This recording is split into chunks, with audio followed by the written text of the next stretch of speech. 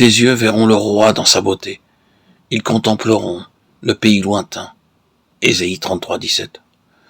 Nous avons une espérance. Nous verrons notre Seigneur dans sa gloire. Nos yeux verront le roi de gloire. Notre Seigneur Jésus-Christ est appelé roi des rois et Seigneur des seigneurs, en 3 endroits différents. Nous verrons toute sa gloire lorsqu'il reviendra une seconde fois avec ses anges puissants et avec ses saints. C'est là notre espérance. Nos yeux verront le roi de gloire dans sa beauté. Ils contempleront le pays lointain et ils le posséderont. Toute l'armée des cieux se dissout, les cieux sont roulés comme un livre et toute leur armée tombe comme tombe la feuille de la vigne, comme tombe celle du figuier. Ésaïe 34, 4. Il nous est rappelé ici comment le Seigneur a fait de nous sa propriété. Le soleil, la lune et les étoiles lui appartiennent, mais ils ne sont pas sa portion.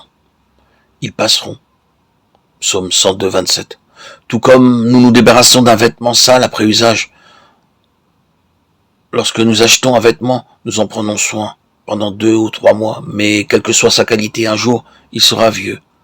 Or, quand les vêtements sont usés ou déchirés, après avoir été portés longtemps ou qu'ils sont usés pour d'autres raisons, nous les jetons. Cependant, nous sommes très précieux devant Dieu. Ayant reçu le Seigneur Jésus-Christ, nous pouvons vraiment dire avec joie et hardiesse que nous vivrons éternellement avec des corps glorifiés et immortels dans un royaume céleste qui ne passera jamais. C'est un autre pic du salut. Les feuilles très sèches n'ont pas besoin d'être secouées par un vent fort pour tomber.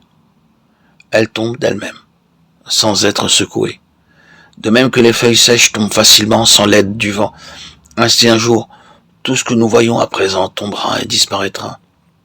Il y aura alors une nouvelle création qui parlera de la gloire de Dieu, selon Apocalypse 21, 1. Puis je vis un nouveau ciel et une nouvelle terre, car le premier ciel et la première terre avaient disparu, et la mer n'était plus.